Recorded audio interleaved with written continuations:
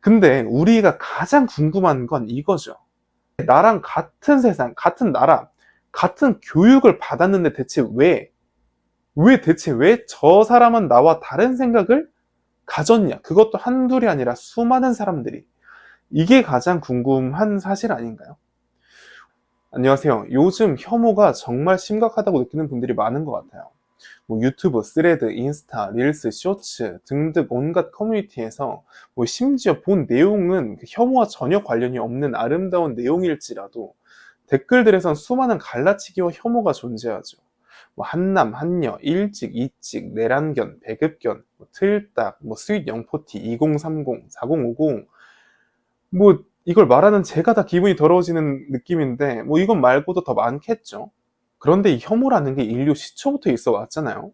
현재 기록된 역사만 살펴봐도 노예제도, 마녀사냥, 반유대주의, 여성혐오, 동성애 혐오, 종교전쟁, 인종주의 이미 지나간 것들도 있고 지금 살아있는 것들도 있죠. 그런데 과거의 혐오는 지나간 일로 취급을 받죠. 제대로 된 공감조차 대부분 안 되실 거예요. 너무 오래전 일이니까. 우리는 현재 우리 시대에 존재하는 혐오만 감정적으로 공감이 가능합니다. 이게 참 웃기지 않나요? 그리고 우리는 과거보다 훨씬 더 많은 혐오 속에 살고 있다고 느끼는 것 같아요. 이런 이유를 꼽으라고 하면 대부분 SNS, 정치, 권력, 문화, 종교 때문이다 라는 식의 답변이 많은 걸로 알아요.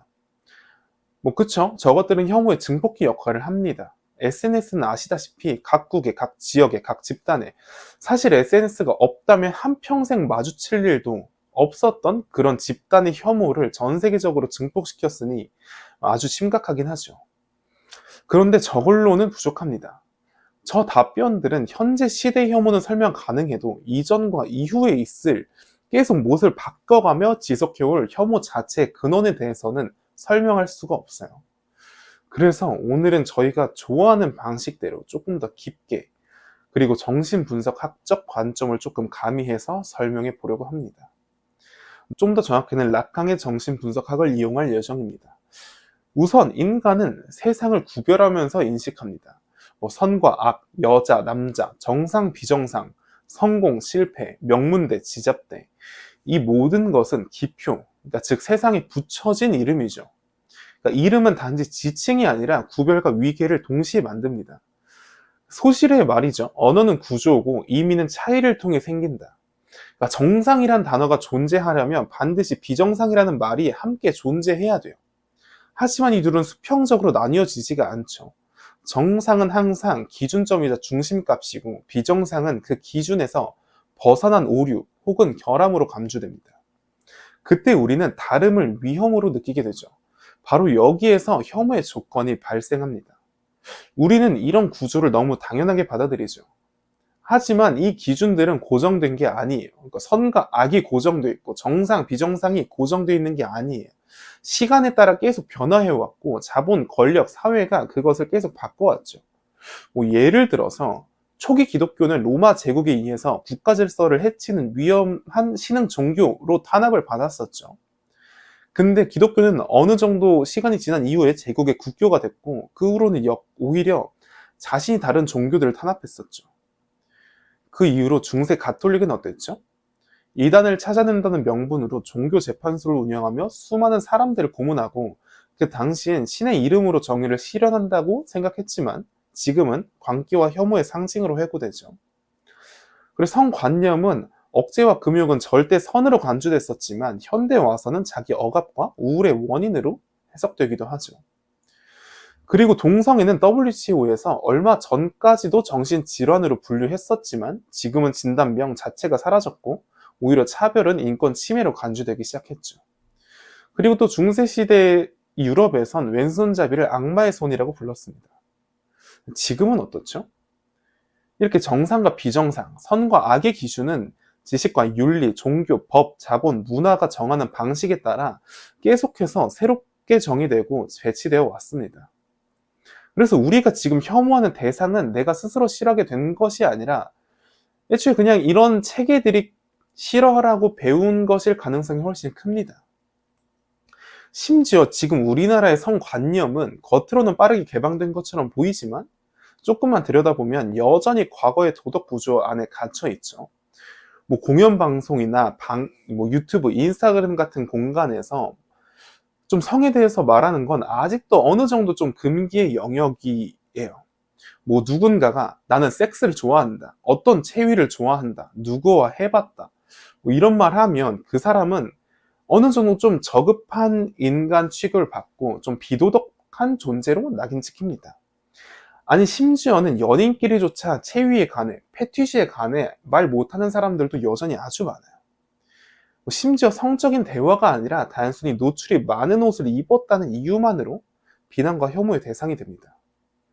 해외는 어떨까요? 예를 들어서 프랑스에서 대통령이 바람 피웠을 땐 어땠죠? 혼외 자식이 있었을 때 그것만으로 정치 생명이 끝나기는커녕 사생활과 공적 능력을 구분하는 문화적 합의가 어느 정도 있었기 때문에 그냥 무난히 넘어갔죠.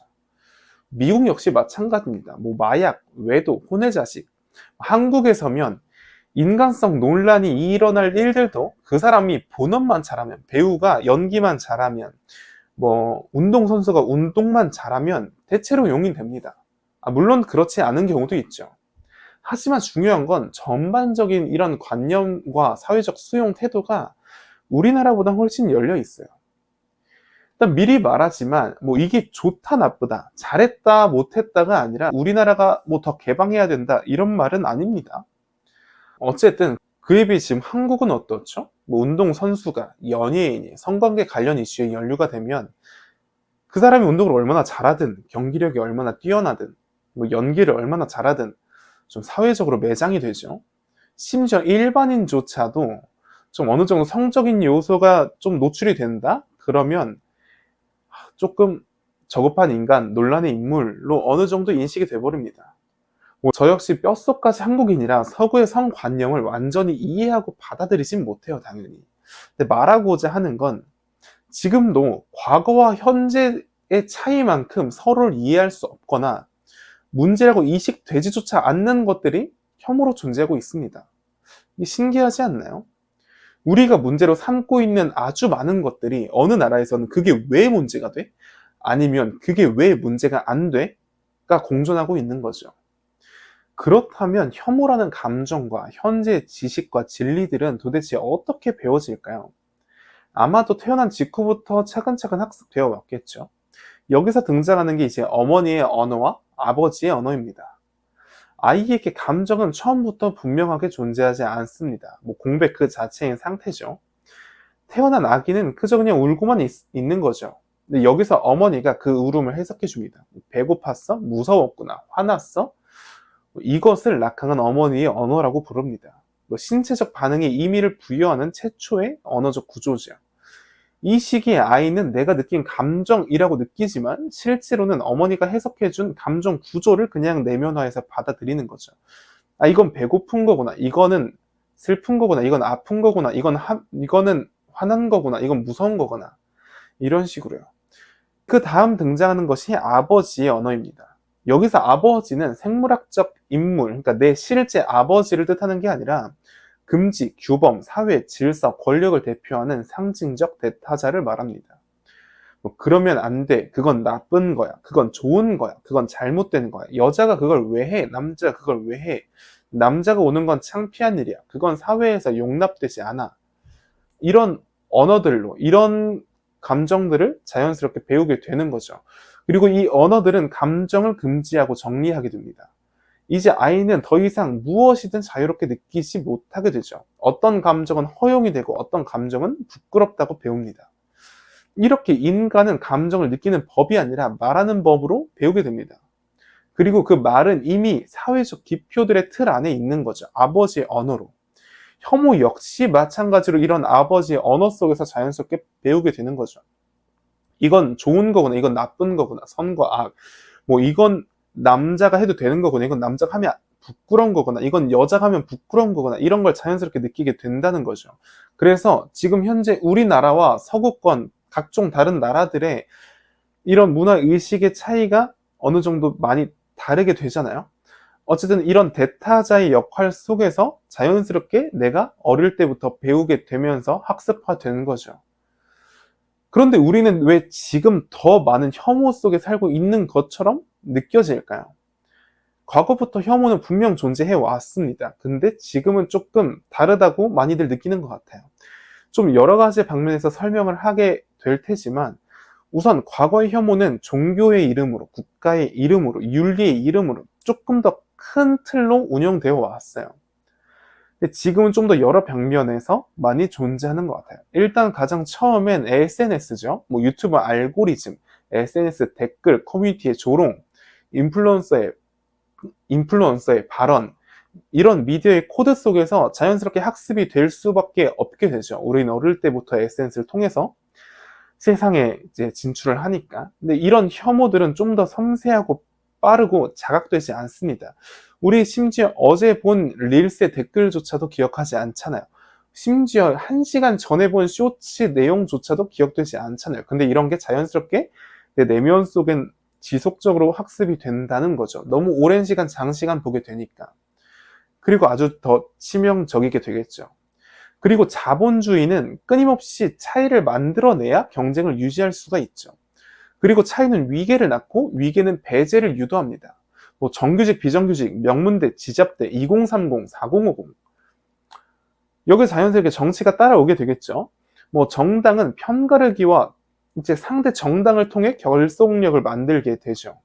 우리, 그들, 너와 나, 이런 구도를 지속적으로 생산하고 혐오를 정치적 에너지로 전환하게 되죠. 여기서 자연스럽게 법과 제도가 따라오게 되겠죠. 뭐 형식적 평등의 언어 뒤에는 여전히 차별을 허용하는 구조가 있을 수밖에 없습니다. 차별금지법조차 지정되지 못하는 현실은 그 자체로 기표의 통제력을 보여줍니다. 이런 SNS 알고리즘, 법, 제도, 정치, 자본주의 이런 여러 가지가 한데 묶여서 좀 복잡한 문제를 단순한 선, 악 구조로 편집을 하게 되죠. 지금 이제 막 투표가 끝난 현재에 지금 SNS를 보면은 확 와닿으실 거라고 생각을 합니다. 그리고 이런 지식의 체계에 포스트 모던 이후에 진리의 기준이 악화되면서 감정 기반의 판단이 진리처럼 좀 소비가 되는 경향이 많죠. 그러니까 나는 그렇게 느꼈다, 내가 그렇게 생각한다가 곧 옳음이 되는 시대가 왔다고 봅니다. 이런 것들이 전부 내가 스스로 판단한 감정처럼 느끼게 되는 거죠. 근데 우리가 가장 궁금한 건 이거죠. 아, 그래. 우리가 교육이든 법이든 문화든 뭐든 어떤 체계를 통해서 무언가를 무의식적으로 흡수하고 내 걸로 만드는 것까지는 알겠어. 뭐 그건 그렇다 쳐. 근데 대체 나랑 같은 세상, 같은 나라, 같은 교육을 받았는데 대체 왜 저 사람은 나와 다른 생각을 가졌냐? 그것도 한둘이 아니라 수많은 사람들이. 이게 가장 궁금한 사실 아닌가요? 우선 하나하나씩 얘기하겠지만 결론만 먼저 말하자면, 현대 우리 시대는 너무나 많은 공동체들, 그러니까 너무나 많은 상징계들을 가지고 있어요.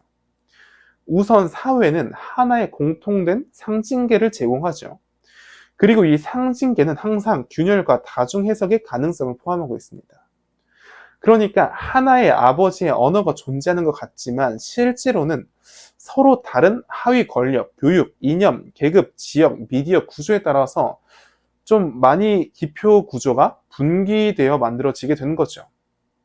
단순한 예로 40대, 50대 세대는 산업화 기반 교육이 좀 더 활성화되어 있었고, 2030, 지금 저희 시대는 민주화 이후의 탈권위 교육, 이 둘 모두 사회 질서를 배우긴 했지만 어떤 사회를 기준으로 삼았는가는 완전히 다릅니다. 결과적으로 서로 각자의 상징기 안에서 정당한 윤리를 배운 줄로 믿으며 좀 상대가 이상하다라고 인식하게 될 수밖에 없는 구조가 나온 거죠. 그리고 특히 강력하게 상징기에 흡수된 사람에게 태어난 자녀들은 자연스럽게 그런 관념을 가질 확률이 높겠죠. 그리고 정신분석적으로 다수는 실체가 아니라 그냥 감각된 상태입니다. 그러니까 A 집단 안에 있을 때는 내가 다수처럼 느껴지지만 B 집단에서는 내가 곧바로 소수가 되죠. SNS는 이를 아주 심각하게 가속화시키게 되죠. 그러니까 한쪽 커뮤니티에서는 10만 명이 같은 말을 하면서 그것이 다수의 상식처럼 보이지만, 그 반대, 그 바깥 커뮤니티에서는 그 정반대 주장을 10만 명이 똑같이 하고 있는 거예요. 그러니까 이런 각기 다른 상징계 속에서 길러진 주체들이 서로를 거짓 다수로 인식하게 되죠. 이것도 현재 정치판을 보면 이해가 확 되죠. 앞으로도 세계 전쟁으로 뭐 문명이 롤백돼서 뭐 이런 네트워킹이 다 무너지지 않는 이상 이런 혐오들은 더 심해질 확률이 높다고 봅니다. 뭐 지금 현대 혐오들에서 그냥 모습만 바꿔 쓴 채로, 탈만 바꿔 쓴 채로 계속 남아 있겠죠. 네, 오늘 영상은 여기까지입니다. 그래서 이 영상을 찍는 이유가 뭐냐, 뭐 의도가 뭐냐, 뭐 혐오를 하지 말라는 거냐, 아니면 이런 상징계 속에서, 대타적 속에서 어찌 보면 강제로 주입당한 거니까 해탈을 하라는 거냐, 이런 말들은 아니고, 우리가 에너지를 소비해야 될 것이 굉장히 많잖아요. 뭐 그것이 공부를 하는 거든, 뭐 책을 읽는 거든, 뭐 본업을 하는 거든, 아니면 뭐 애인을 만나는 거든, 뭐 자녀를 돌보는 거든, 이런 중요한 에너지를 소비할 곳이 굉장히 많은데, 이런 SNS에서 서로 갈라치기하고 혐오를 하면서, 또는 혐오를 하는 그런 댓글들을 보면서 에너지를 쓸데없이 좀 이상한 곳에 소비하는 경우를 많이 본 것 같아서, 많이 본 것 같아서가 아니라 많이 봐서, 그래서 그냥 혐오에 대해서 영상을 찍게 됐습니다. 다음엔 또 다른 영상으로 찾아뵙겠습니다.